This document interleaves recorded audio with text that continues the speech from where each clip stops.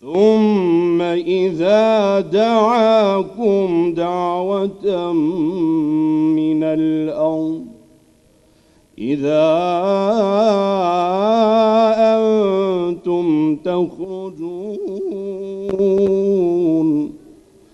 وله من في السماوات والأرض كل له قانتون وهو الذي يبدأ الخلق ثم يعيده وهو أهون عليه وله المثل الأعلى في السماوات والأرض وهو العزيز الحكيم صدق الله العظيم. بسم الله الرحمن الرحيم. Me emrin e Zotit, mëshiruesit, mëshirbërësit, të gjithë fuqishmit, të gjithë pushtetshmit, mëkatfalësit, formësuesit, lartit, Zotit ton dashur i qofshin fal. Vëllezër, motrat nderuara, musliman dhe muslimane të bekuara,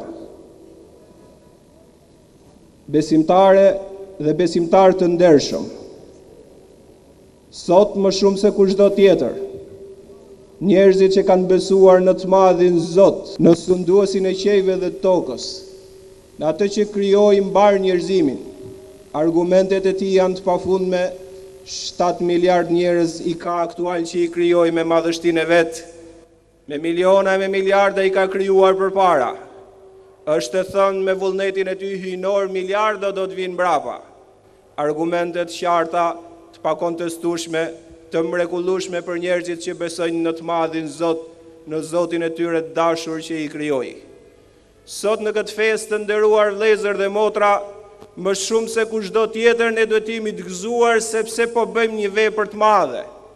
Ajo është falja në këtë shesh, pastaj ata që kanë pasur mundësi do të bëjnë kurbanin, pastaj dreka e Bajramit dhe vizitat, solidariteti, harmonia dhe mirësia që krijohet në zemrat e njerëzve të cilët kanë vendosur të besojnë në Zotin e tyre është e mrekullueshme.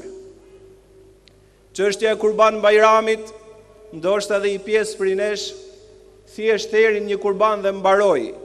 Ajo është shumë më e thellë, shumë më esenciale, shumë më e bukur dhe në themelin e saj, në esencën e saj, ka një dashuri të thellë që krijohet për të madhin Zot i cili na krijoi.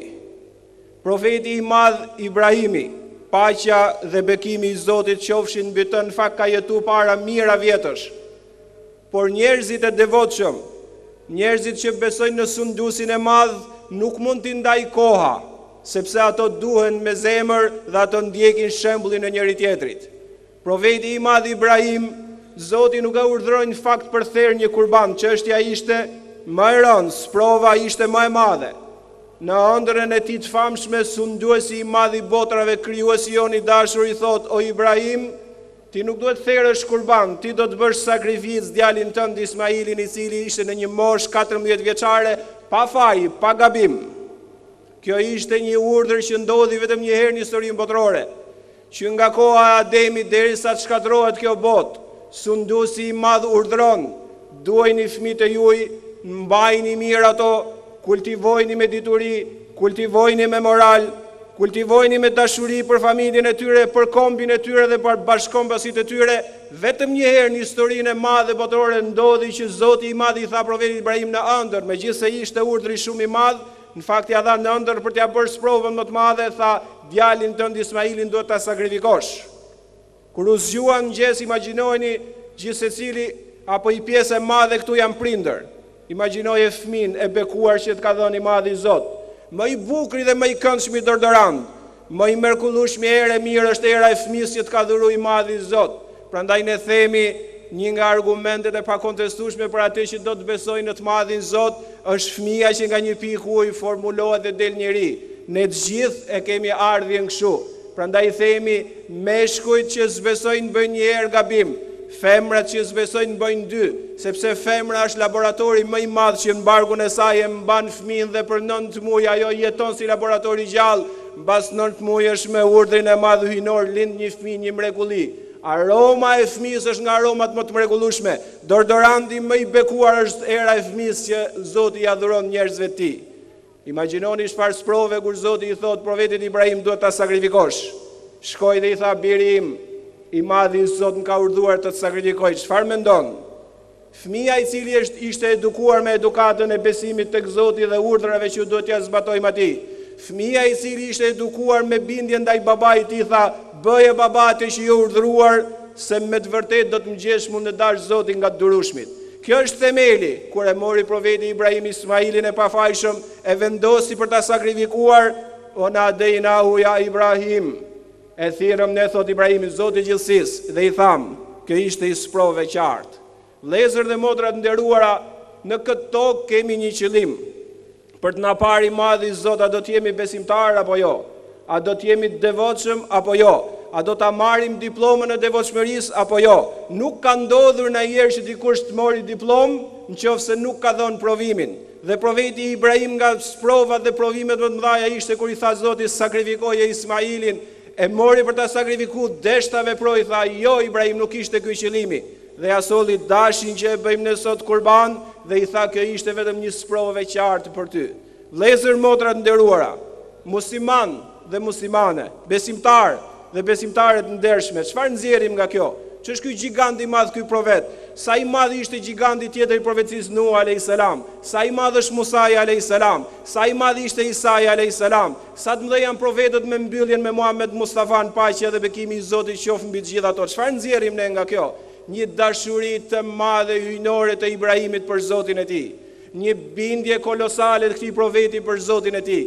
Vëllezër dhe motra të nderuara, sa borxhli jemi të madhit Zot. A i kemi më shumë kujt borxhe se sa atij që na dha jetën? A i kemi më shumë borxhe dikujt atij i cili na dha mundësi të rritemi? A i kemi borxhe më shumë dikujt tjetër më shumë se sa Zoti tonë që na dha neve mendimin, na dha neve dëgjimin, na dha neve shikimin, na dha neve të folurin, sikur të gjitha këto tishim mos kishim mundësi të komunikojmë me njëri tjetrin, të flasim njëri tjetrin, nuk do të ishte njeriu i përsosur. A nuk janë duart dhuratë e tij, a nuk janë këmbët dhuratë e tij, a nuk është zemra dhuratë e tij, a nuk është nëna dhuratë e tij, a nuk është babai dhuratë e tij, a nuk është vllai dhuratë e tij, a nuk është motra dhuratë e tij, a nuk është bashortja dhuratë e tij, a nuk janë fëmijët dhuratë e tij, a nuk janë të gjitha ushqimet edhe pijet prej tij, nga bota e atomit dhe elektroneve deri ke makro e madhe, deri ke oksigjeni që ne kemi, këto janë dhuratë. Ku mund t'i kemi borxhen e më shumë se sa Zotit tonë dashur? Prandaj dhe Ibrahimi ishte i qartë në këtë aspekt. Ai e dinte që çdo dhuratë, çdo i mirë është prej Zotit. Kurani famlar, ky libër i madh i Zotit të gjithësisë, si orientim dhe dritë për të jetuar në paqe dhe në mirësi, thotë wa in ta'uddu ni'matallahi la tuhsuha. Të dëshironi, të përkufizoni të mira, thotë Zoti që ju kam dhënë, nuk mundeni dot. Për këtë arsye lavde, madhërime i bëjmë në Zotit tonë dashur.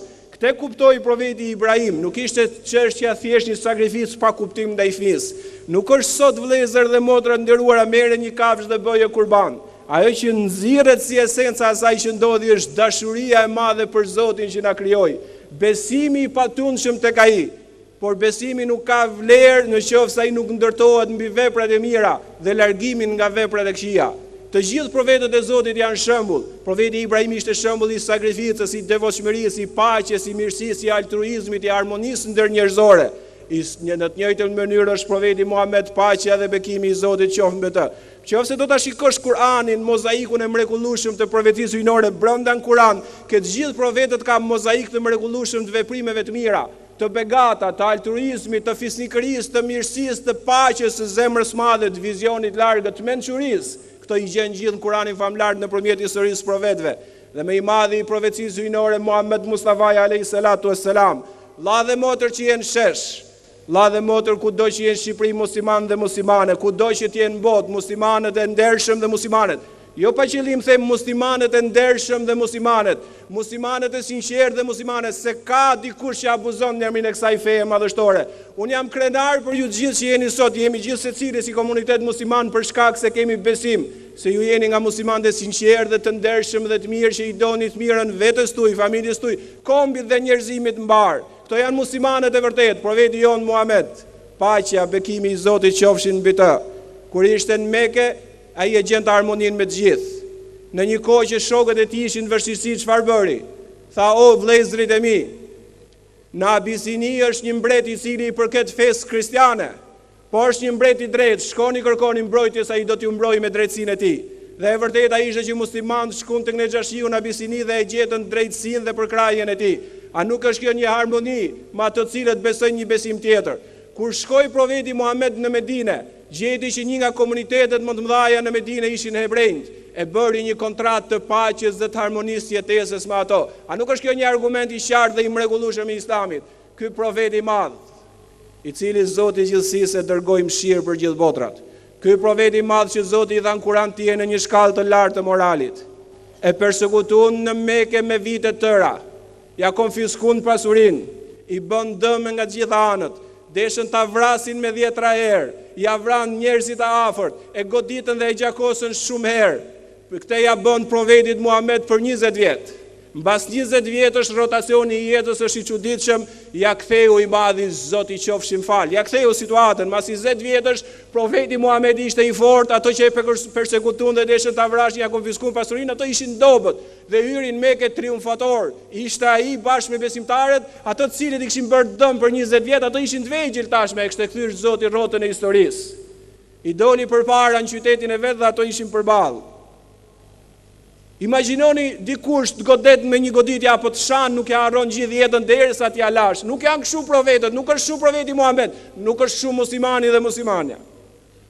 Falini ato që janë tokë, t'ju falë ai që është në qiell. Mëshirojini ato që janë tokë, t'ju mëshiroj ai që është në qiell. Për këtë arsye i dolën ato që i kishin bërë dëm për 20 vjet përballë. I pa dhe i mendoi të gjitha ato që kishin bërë. Kishin dashur ta vrasin, atentate shumë, ja kishin vrarë njerëzit e afërt, ja kishin konfiskuar pasurinë, e kishin goditur, e kishin gjakosur. Çfarë bën profeti i madh Muhamedi me një fjali? Vetëm një fjali ka folë dhe nuk foli më shumë, se njerëzit e mençur flasin pak dhe lent kuptojnë shumë. Tha, o populli im, ikni dhe jeni të lirë, Zoti ju falt. I harroi 20 vjet.